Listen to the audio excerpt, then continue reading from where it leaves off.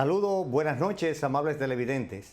Complacido una vez más en estar en este espacio, ni más ni menos, hoy Dentro de la Justicia, una producción de Ramón Arturo Méndez Zarzuela y que pues nosotros, Chesney Calcaño y un servidor, pues nos place ser los conductores de este espacio.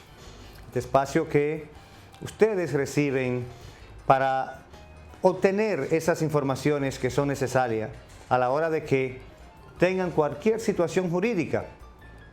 Hacemos más énfasis generalmente en casos que tienen que ver con procesos penales. En el día de hoy vamos a estar comentando temas interesantísimos, temas de actualidad.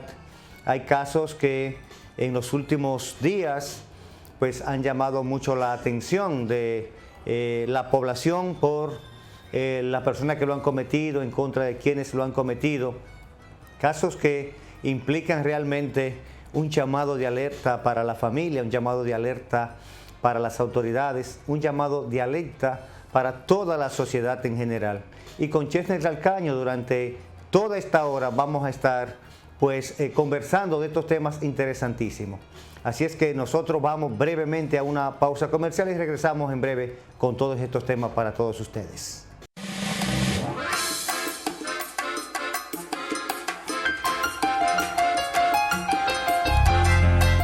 Ni más ni menos hoy Dentro de la Justicia. Le decía al inicio de este programa que en los últimos días han acontecido varios hechos en la República Dominicana, pero hay uno que ha llamado poderosamente la atención, que es el caso de la niña Rodríguez en Santiago. Una niña que fue violada y asesinada por un adolescente y por una persona mayor de edad. Ambos imputados pues se han atribuido, han querido atribuir culpas uno a otro. En el caso del mayor de edad ha dicho que él pues recibió la niña ya muerta y que quien la había violado era el adolescente. Inclusive hace una confesión un poquito aberrante, que es que dice que él intentó pues tener relaciones con ella después de muerto. O sea, algo que solamente en una mente muy muy enferma pudiera caber esta idea tan atroz. Pero lo hace solo con ánimo de defenderse.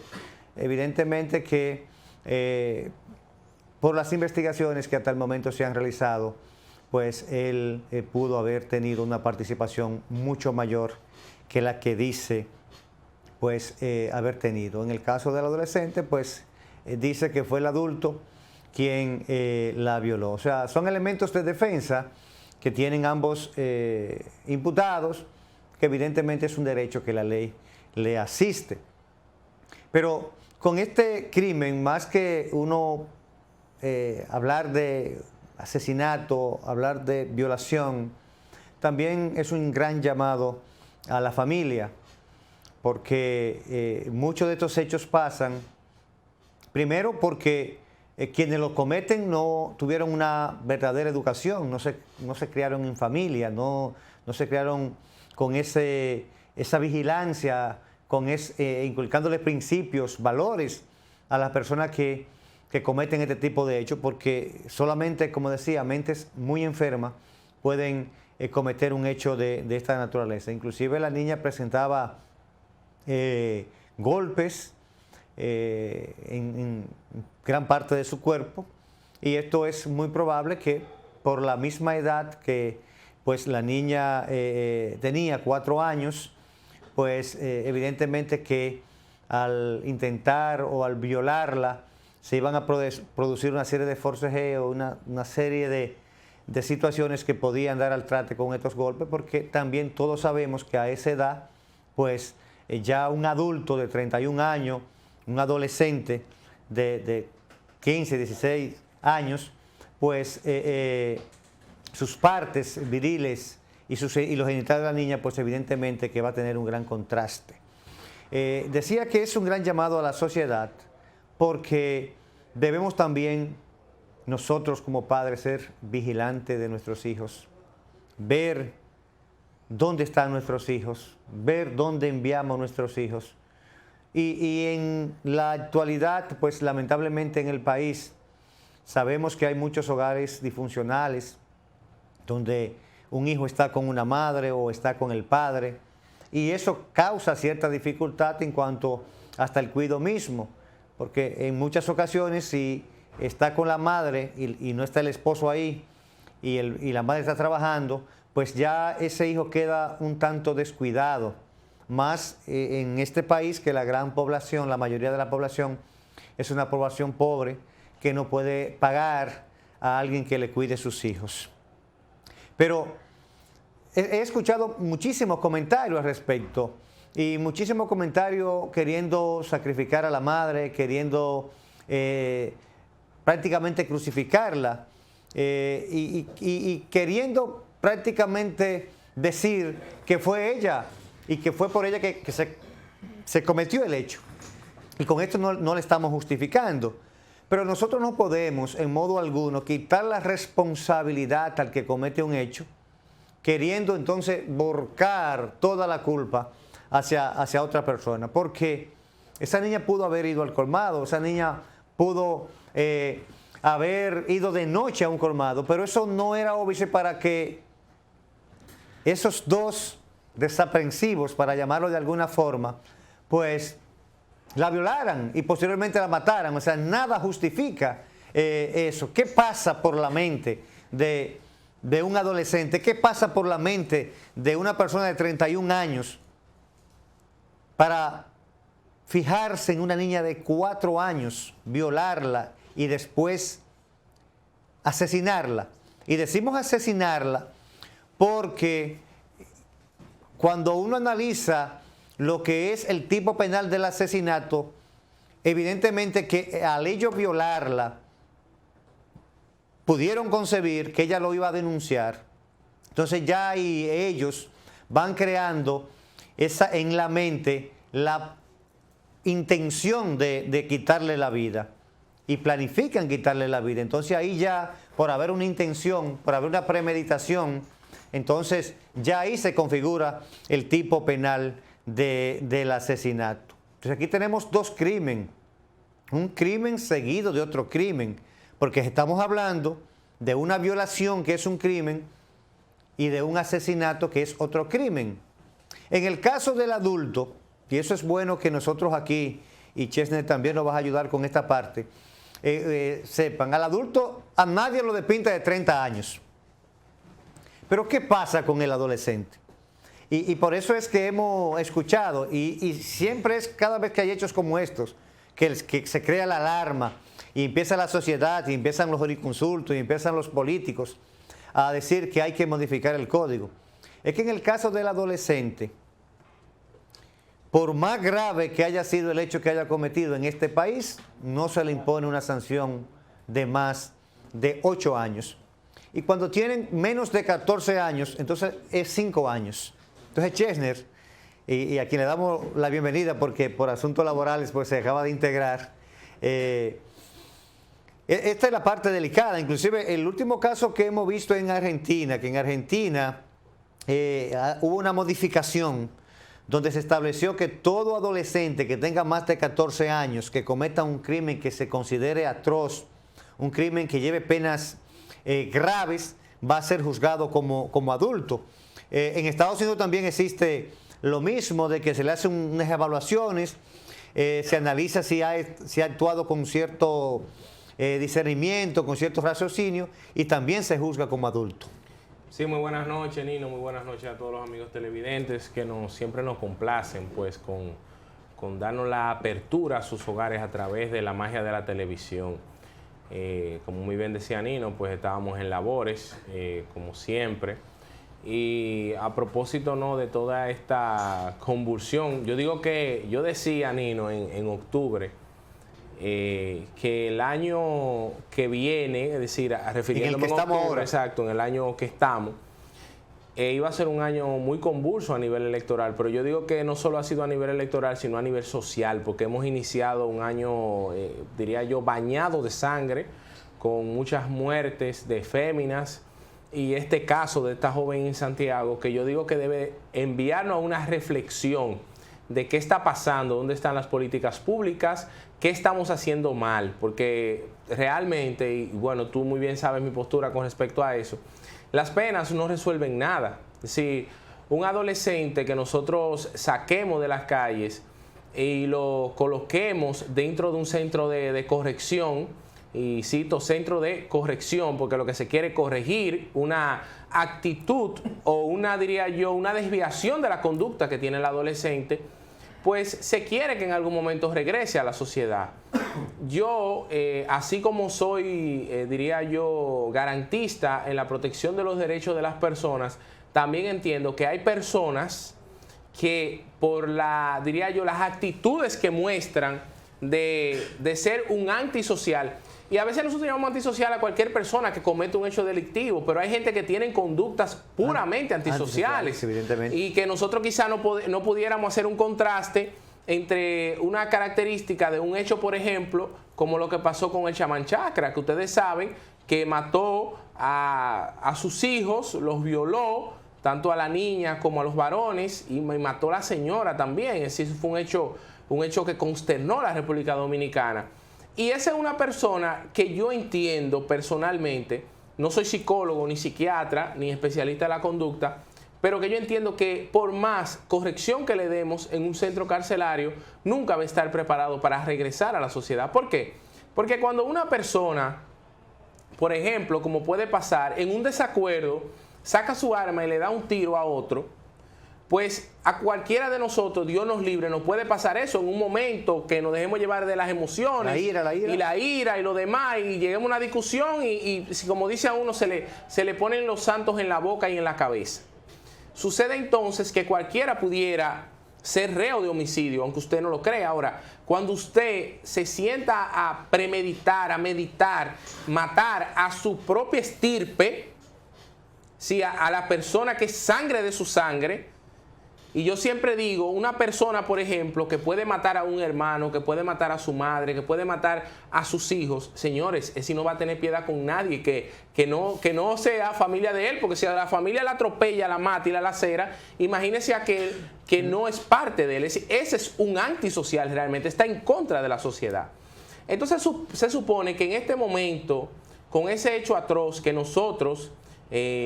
yo lamento mucho, Nino, que nosotros en este país vivamos de noticia en noticia y una noticia se traga a otra. Y no va a pasar distinto con esta.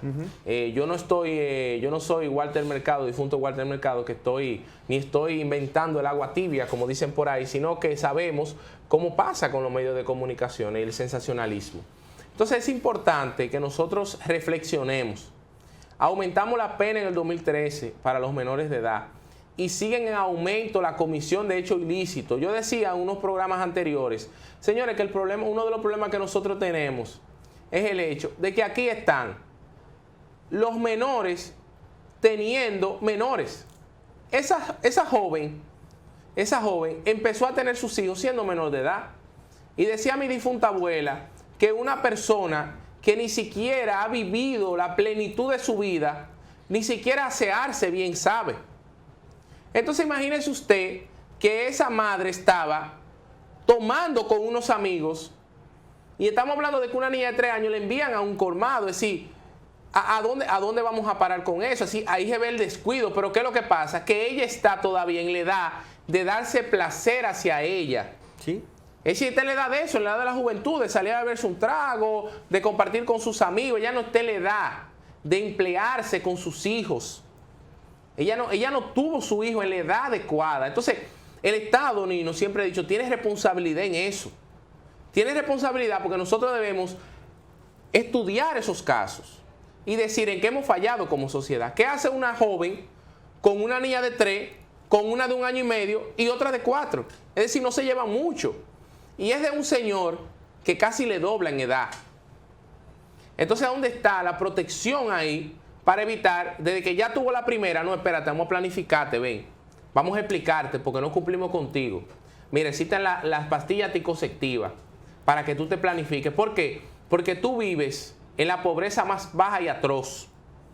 Y tú no puedes o tú no generas vamos a decir, las condiciones necesarias para poder tener un niño como debe ser, con la alimentación adecuada, con el cuidado adecuado. Entonces yo entiendo que ese es un caso que nos tiene que llevar a reflexión, pero también nos tiene que llevar a reflexión a los padres, tíos y hermanos en el hecho de que nosotros, señores, no es que nosotros vamos a estar desconfiando de todo el mundo, pero sí tenemos que tener mucho cuidado de a quién le confiamos nuestros hijos. Tenemos que tener mucho cuidado de eso, porque hoy en día, señores, y yo hoy lo decía en una charla, así como las redes sociales y los elementos electrónicos han ayudado a la globalización para que la gente se conecte con otras realidades, asimismo los aparatos electrónicos han ayudado para que se le dañe la mente a la gente. Y la sexualidad que se le está bombardeando, el sexo que se le está bombardeando a través de los medios de comunicación a los niños, es increíble.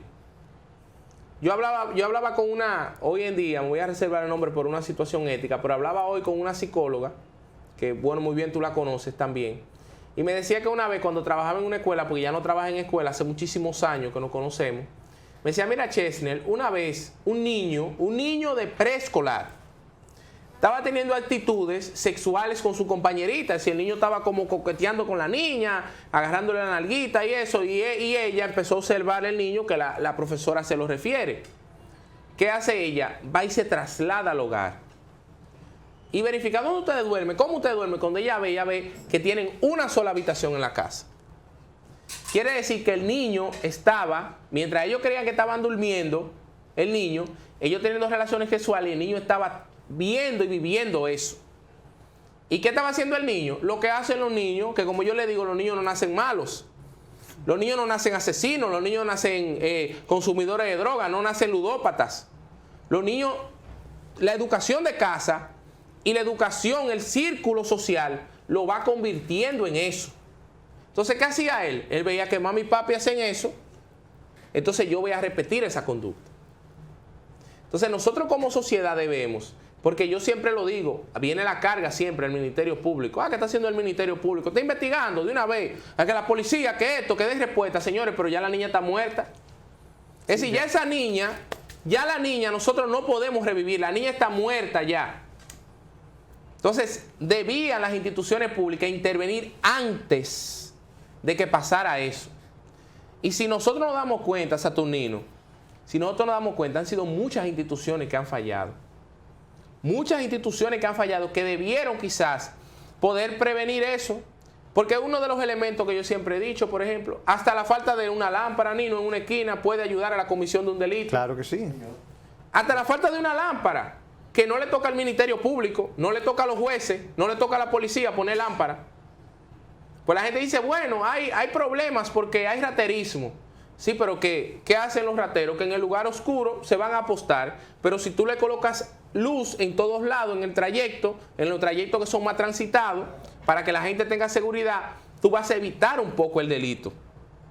Entonces, nosotros a veces nos enfocamos ahora, vemos un diputado populista, por demás, diciendo ahora que estamos hablando hasta de castración química.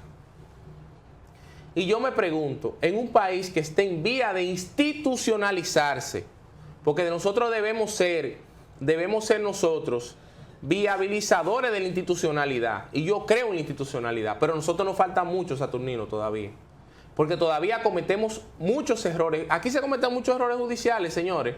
Lo que pasa es que la gente, después que lo descargan, la gente ya, es decir, ya me descargaron, yo no voy a molestar, no voy a ir al Tribunal Superior Administrativo, porque las pocas condenas pecuniarias que han habido en contra del Estado, de que llega la Suprema lo que hace es que simplemente va en casación, ¡paf!, y la devuelve. O la deja hasta ahí. Que por eso yo tengo una postura de que el Tribunal Superior Administrativo debe ser una alta corte. Que el único tribunal que debe, vamos a decir, juzgar una sentencia del Tribunal Superior Administrativo debería ser el Tribunal Constitucional en revisión constitucional de sentencia. Y eso protegería a los ministerios públicos y protegería la carrera administrativa. protegería la carrera, porque si a ti vienen y te desvinculan, tú siendo de carrera, tú vas al tribunal administrativo. Y mucha gente dirá, sí, pero puede ir a la Suprema, y entonces, sí, pero yo te puedo dar una explicación, porque entonces el Consejo Nacional de la Magistratura puede haber una coyuntura que tú entonces, cuando te encuentres con unos jueces ahí, que no van a querer chocar con el poder. Entonces la sentencia tuya, que tú eres ya empleado de carrera, que está dentro de la ley 4108, te desvinculan arbitrariamente y después tú te encuentras que no tienes tutela judicial. Por eso yo digo que el Tribunal Superior Administrativo debe ser compuesto por jueces de altas cortes. Y espero que en algún momento sea así. Entonces este caso debe llamarnos a reflexión a todos. Y es un caso atroz. Yo lo compararía con el de Yenas Aybar, que fue un caso que consternó a la República Dominicana. Y ven ese caso que encontramos ahí de ese señor que tuvo esa situación, pero también hay un caso, Nino, de un médico en Santiago, con una situación también que... Con una imputación muy grave. Muy grave, es decir, que a uno como que a uno no le cabe en la cabeza. Yo mismo cuando escuché eso, digo, no sé, anoche estaba hablando con un médico con respecto a eso y me decía, yo mismo todavía y toda la sociedad de ortopedia se resiste a creer eso. Porque es difícil. Pero todas esas personas, señores, que tienen esas desviaciones sexuales, porque son desviaciones sexuales y no tiene que ver necesariamente con una preferencia sexual distinta, no. Desviaciones sexuales porque en el momento que usted tiene como adulto relación con un menor de edad, puede ser niño o niña, no importa el sexo, usted tiene un problema de que usted quiere sentirse más grande, poseer, tener algo, tener un dominio sobre alguien frágil, para usted poder sentirse más. Y yo he visto documentales en ese sentido donde psicólogos han establecido que, por ejemplo, el hombre que tiene problema de virilidad tiende a violar mucho, le gusta mucho eso porque es el único momento como que puede tener como el control de la situación, porque se siente frustrado. Entonces, todos estos casos que son fuera de la normalidad, porque nos encontramos todos los días, bueno, que roban, que matan a una persona por una discusión, pero cuando uno ve un caso como este, que ese señor que está ahora en ese caso de Santiago, de esa niña, y ese niño, se incorporaron a la búsqueda de la niña. Sí. Señores, ¿usted sabe lo que usted, teniendo conocimiento de que usted el día anterior tiró a esa niña en un basurero? Oiga, en un basurero la tiraron. En un basurero la tiraron, como lo que hay ahí. Para ellos, ese cuerpo inerte de esa jovencita era una basura. Para ellos. Y la lanzaron ahí. Después de ultrajarla. Entonces, eso no es solo que es un delito, no. Eso dentro de la humanidad, dentro de lo que es un ser humano, que forma parte de un conglomerado, eso no es una actitud normal. Y debiera estar, Saturnino, un grupo de la sociedad de psicología y la sociedad de psiquiatría, yo no sé qué hacen, pero debieran en estos casos trasladarse ahí y estudiar esos perfiles, a ver cómo nosotros podemos evitar eso, porque vuelvo y le digo, el Ministerio Público, los jueces y la policía son reactivos. Nosotros somos reactivos. La gente a veces carga en la justicia, además la justicia penal, todo el peso de situaciones que está bien, se le va a condenar, se le va a mandar un CCR. Pero eso no va a impedir que otra situación pueda pasar. Y lo importante es que la situación no se repita. Que eso no vuelva a pasar, que nosotros no levantemos. Yo creo que todos tenemos miedo hoy en día de ver como la televisión, en un sentido, de poder ver cómo se ha, como diría yo, desmembrado la familia, desmembrado la misma sociedad, en el sentido de que nosotros no observamos de parte de la gente lo que es, diría yo, la identidad social, Nino, de nosotros identificarnos con el vecino.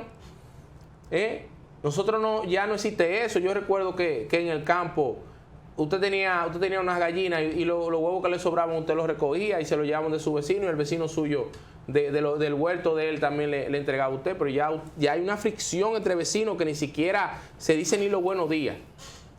Y eso nosotros debemos pensar en eso, porque esos niños y ese niño que pensó eso, y que tomó ese tipo de actitud en contra de esa otra niña, debe ser estudiado, porque como muy bien decía Saturnino, aunque modifiquen la ley, porque ya la ley no es retroactiva, en el caso de él ya no le va a aplicar aunque la modifiquen, lo máximo que le van a colocar son 8 años. Es decir, que quizás antes de que ese niño cumpla los 25 años, va a salir. Ese niño va a estar en la calle. De hecho, se ha dicho que él tenía otro proceso abierto. Pendiente de investigación. Pendiente de investigación, ese adolescente. En realidad, mira, la ley de 136, modificada por la 106, cuando tú la analizas, no es que tampoco es una ley tan benigna. Es que muchas veces los actores del sistema no aplican la debida corrección. Le imponen quizá a un adolescente visita cada 15 días ante un psicólogo, pero en realidad ese psicólogo le da el seguimiento, le da el tratamiento o simplemente lo recibe y lo pone a firmar. O sea, cuando un juez envía a un adolescente en conflicto con la ley penal ante un psicólogo, no es para que él diga yo estoy aquí, es para que realmente le dé un seguimiento, para que trate de moldearle su conducta, para que trate este profesional de la conducta de darle un verdadero seguimiento para evitar que vuelva otra vez a cometer un ilícito penal. Nosotros, referente a lo que tiene que ver con este caso, decíamos inicialmente, Chesner, que uno habla de asesinato, habla de violación, pero es un verdadero llamado a la sociedad, como tú decías. O sea, es que tenemos que ver qué es lo que estamos haciendo, dónde están nuestros hijos, con quiénes están. Hay un artículo del Código Penal, que es el 351, numeral 2, que castiga a los padres que descuiden a sus hijos y que a esos hijos le suceda algo por su descuido. En el caso de esta madre, si hiciéramos una verdadera adecuación de conducta de ella, el hecho de estar fuera de la casa, el hecho de dejar que la niña saliera en reiteradas ocasiones, según se ha manifestado con ese niño de noche, el enviarlo a un colmado tarde de la noche, pudiera también retenérsele sanciones penales en contra de ella, y son sanciones de 1 hasta 5 años. Pero en este caso, tú dirías, bueno, la niña está muerta, fue violada, sus otras 2 hijas están ya en manos del Estado porque Conani la asumió. Tú enviarla también a una cárcel, y era lo que tú decías, fue que en su momento a ella no la protegieron. O sea, cuando ella empieza a tener relaciones sexuales y se casa a los 15 años, ella también fue víctima de esa protección de sus padres y del mismo Estado. Entonces, realmente, padre, debemos de nosotros ponernos y asumir nuestra responsabilidad, porque el hecho de tener una familia es una responsabilidad grande. Decía también que sabemos que en este país un gran porcentaje de familias pues son pues, de madres solteras que quizá no pueden ni brindarle el cuidado necesario a sus hijos porque tienen que trabajar y mantenerlo, y sabemos que muchas veces muchos hombres ni siquiera asumen su responsabilidad después que engendran un hijo de mantenerlo. Pero nosotros debemos de asumir esa responsabilidad y saber en qué momento podemos nosotros casarnos, en qué momento tener hijos. Pero si nosotros no lo sabemos como adolescentes, entonces ahí es que entra la función de nuestros padres en la protección. Y en ocasión de eso, después que vayamos a una breve pausa comercial, vamos a hablar un poquito de eso, de ese cuidado, de esa vigilancia que tenemos que hacer y ese deber de denunciar cuando pasa una situación en contra de un familiar nuestro. Nosotros a ustedes le vamos a pedir nueva vez la venia para ir a una breve pausa comercial, así es que no le cambie. Volvemos en breve.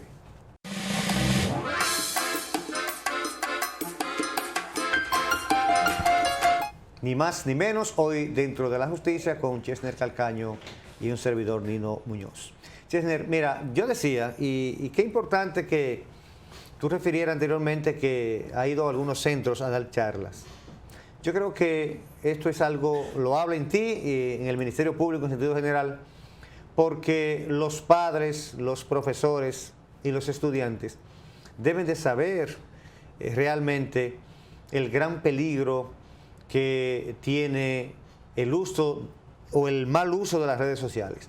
Es que nosotros no sabemos como padres, cuando un niño o un adolescente está con un celular, tú simplemente lo ves que está escribiendo, que está hablando, pero tú no sabes qué realmente está pasando en ese momento porque tú no lo revisas. Muy pocos padres revisan, muy pocos padres tienen el control parental que lo tiene Google, lo tiene la mayoría de redes sociales.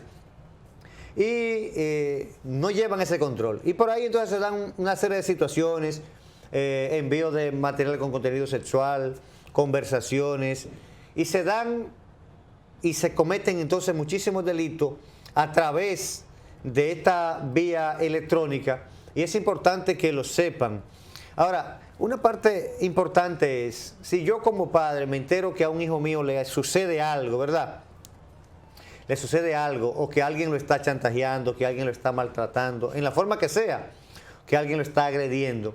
Entonces mi deber es, yo no puedo apadrinar eso, porque yo le decía días atrás a alguien que me enteré de una situación y no denunció, y yo como fiscal de menor tengo la obligación, el Estado me paga para eso, para yo asumir esa responsabilidad en sustitución del padre. Pero cada vez que yo entro a sustituir a un padre en mi función de Ministerio Público, entonces eso tiene consecuencias. No es que, no, eso es del Ministerio Público, como dicen en la ordinaria.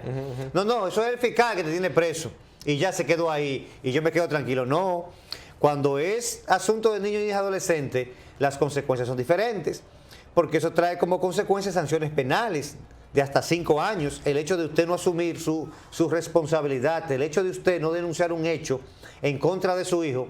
Poco importa que usted reciba dinero o no, es el hecho de usted saberlo y no denunciarlo, primero lo convierte en cómplice del hecho. Y segundo, tiene sanciones por descuido y por permitir que por su negligencia y su descuido a su hijo le pase algo, ya sea sexual, que lo maltraten, sea lo que sea. Entonces, eso tiene sanciones penales de hasta 5 años. Pero la otra consecuencia también es que se somete ante el Tribunal de Niños y Adolescentes una solicitud al juez de que le quite la autoridad parental. ¿Y qué implica eso? Quitarle la autoridad parental, que ya usted tiene una desvinculación de su hijo. Ya usted no va a tener el dominio de su hijo. Ese hijo pasa a CONANI, en el caso de mayor frecuencia, o a menos que aparezca otro familiar que se le pueda entregar lo que es la guarda. Pero usted, inmediatamente un tribunal le declara, en virtud de usted no continuar una acción donde su hijo es violentado o su hijo es víctima, y el tribunal le declara a usted la pérdida de la autoridad parental, ya usted no tiene hijo, ni tiene ninguna vinculación con ese hijo. Pero sí tiene una responsabilidad, seguirlo manteniendo, porque la ley establece esa parte, Chesner. A usted le quita la autoridad parental por su descuido, pero tiene la obligación de mantenerlo, pero no lo puede dominar, no lo puede corregir. Ya eso pasa a mano del Estado. Y eso es bueno que usted lo sepa. Y se dan casos, y se están dando casos de esta magnitud.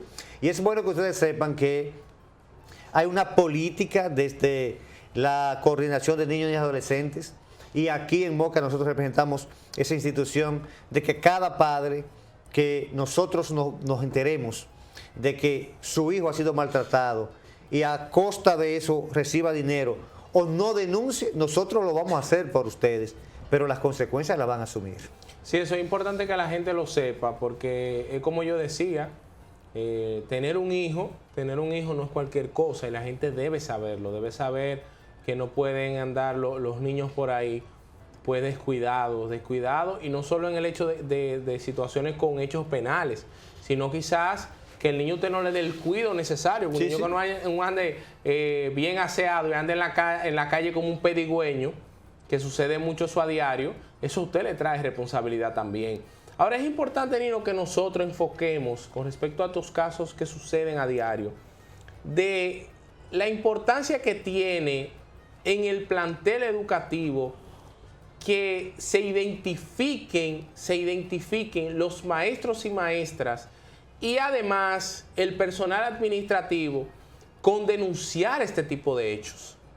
Yo le decía esta mañana a esa psicóloga que yo hablaba, que decía al inicio del programa, que ya no trabaja en ninguna escuela, pero trabajó hace muchos años, me decía, mira, Chenner, cuando yo trabajaba en la escuela, yo llevaba un récord de cada uno de los estudiantes. Y recuerdo que esa escuela en ese tiempo, entre tanda vespertina y matutina, manejaba más de 800 estudiantes.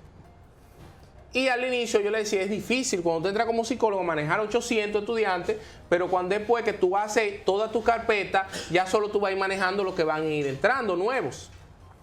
Y se le hacía un récord, una entrevista anual. Se verificaban las situaciones psicológicas que estaba atravesando el joven. Yo decía esta mañana en una charla que a veces vemos los niños en la escuela, pero ese niño sí es carpetoso, ese niño sí llama la atención, ese niño donde quiera tirando una piedra, ese niño me deja dar la clase. Maestro, póngale atención a ese niño, porque quizás ese niño esté haciendo un llamado de atención. Una manifestación de alerta. Claro, refiere a la orientación, a psicología, no para que lo repriman, no, que tú te estás portando mal y te vamos a botar de la escuela, no, para ver qué te está pasando, cómo está el hogar. Porque la mayoría, algo que decía Saturnino, hoy en día la mayoría de los hogares son monoparentales. O el papá solo, la mamá sola. Porque es que nos estamos apareando, señores, nos estamos apareando como si fuéramos animales. Y yo siempre digo, Nino, que cuando uno, y disculpe que haga este tipo de paralelismo, para que ustedes entiendan hasta dónde hemos llegado como sociedad, que muchas cosas criticamos de la sociedad de antes, pero hay muchas cosas que eran muy buenas. Nosotros tenemos un perro husky, un husky siberiano. De esos perros que tienen esos ojos azules, parecen lobos. Y no es verdad que usted va a aparear ese perro con un perro, como lo llamamos nosotros, un rialengo, un viralata, por ahí. Usted se va a orientar quien tiene una perra, un perro de eso, para usted aparearlo. Pero usted tiene una finca con vacas lecheras traídas de Nueva Zelanda, y usted va a buscar un toro cebú, que sea un toro de primera orden, para aparearlo, pero hoy en día usted se da cuenta que en la sociedad la gente está teniendo relaciones interpersonales, relaciones sexuales y hasta relaciones de noviazgo con cualquier persona. Antes usted iba en una casa y le preguntaba, mire, usted es Saturnino. ¿Quién es su padre? ¿Y quién es su papá y quién es su mamá? Usted es hijo de fulano y fulano. Sí, son gente seria eso. Es decir, había que ver cuál es el background tuyo. Pero en tu casa también, esa niña, ¿de dónde viene? ¿Quién es su papá? ¿Quién es su mamá? ¿Y quiénes son sus hermanos? Y todo era así en base a cómo el pedigrí tuyo para darte acceso a una casa. Pero hoy en día, señoras y señores, nosotros estamos teniendo criaturas pensando en una frase antigua también que decía que hay cosas buenas y cosas malas, de que los muchachos nacen con el pan debajo del brazo, y yo tengo años buscándome debajo del brazo un pedazo de pan y nunca me lo he encontrado. Porque criar un niño, y más en la sociedad de hoy, exige mucho esfuerzo económico y emocional. ¿Por qué? Digo económico y emocional, Nino. Porque tú te desvives en la calle trabajando para poder llevar el pan de cada día en esa casa. Pero quizá tú desviviéndote, tratando de darle el pan de cada día, por esa obligación que tú tienes que tener que estar fuera de la casa 8 horas, tú dejas de llenar un espacio emocional que necesitan también los niños. Oiga qué cosa más chocante. Entonces dice, pero si se queda en la casa usted para llenar ese espacio emocional, los niños se mueren de hambre. Es decir, en la sociedad de hoy, obligatoriamente la mamá y el papá tienen que salir a trabajar, porque es que si no entran los dos sueldos en la casa, no hay forma. No hay forma, es obligatorio que hay que hacerlo. Pero entonces usted hace un esfuerzo extra de, a pesar de durar 8 horas trabajando, matado trabajando, y más en el trabajo de nosotros, que es un trabajo que nunca se acaba. Después cuando usted llega, por lo menos preguntarle cómo te fue en la universidad, cómo te fue en la escuela. Que esa pregunta, yo siempre se lo digo, esa pequeña pregunta de un niño cuando se quita la mochila cansado y la tira, la viene a veces está arrastrando en la casa cuando llega, y usted lo ve que viene exhausto de todo un día en este caso ahora con la tanda extendida, todo un día ahí de trabajo escolar. Usted preguntarle cómo te fue en la escuela.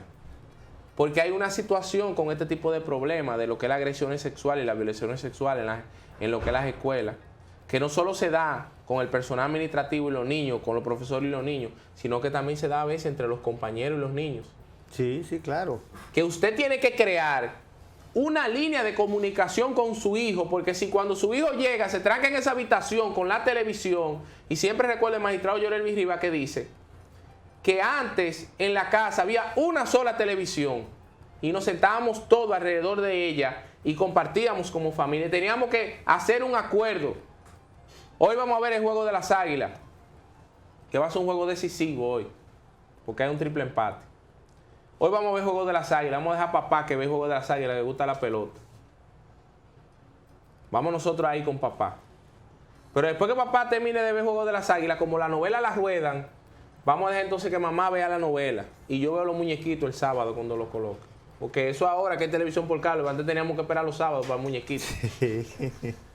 Entonces, eso ayudaba a la integración familiar. Esa pequeña dinámica. Y estaban juntos y tú sabías lo que estaban haciendo. Esa pequeña dinámica, aunque ustedes lo vean, ¿cómo va? Sí, ahora los niños llegan y se trancan en su habitación a ver su televisión.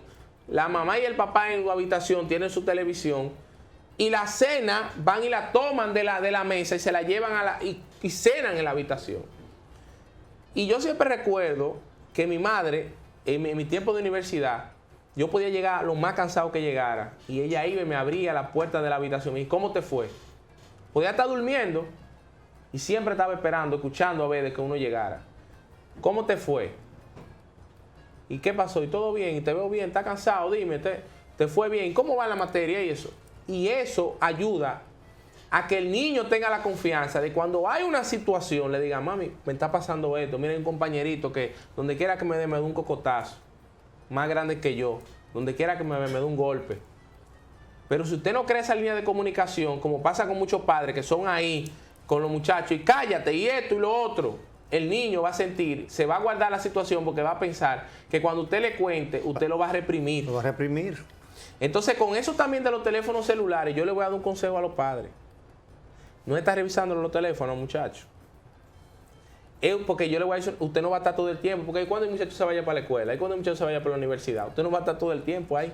Y hay un problema, el niño, aunque usted no lo crea, tiene derecho a la intimidad. Es limitado, pero tiene un derecho a la intimidad y un derecho a desarrollarse íntegramente. Y si usted le está coartando que él se desarrolle, entonces hay un problema. El niño se va a mantener reprimido. Y cuando salga a la sociedad no se va a poder desenvolver. Entonces lo que usted tiene que crear es la confianza de explicarle al niño, mira niño, usa tu teléfono, pero ten cuidado con quien hablas. Si alguien extraño te está mandando algo fuera de lo común, muéstramelo. Vamos a ver. ¿Y qué ves? En algún momento es importante también. ¿Qué tú estás viendo ahí? Te veo muy risueño a ti, esto. Parece que te están mandando algo ahí, que esto. Para ir viendo y creando esa confianza con él. Para que mañana usted no se ponga la mano en la cabeza cuando se tiren en una casa a decirle a usted, mire, su niño o niña tiene una situación.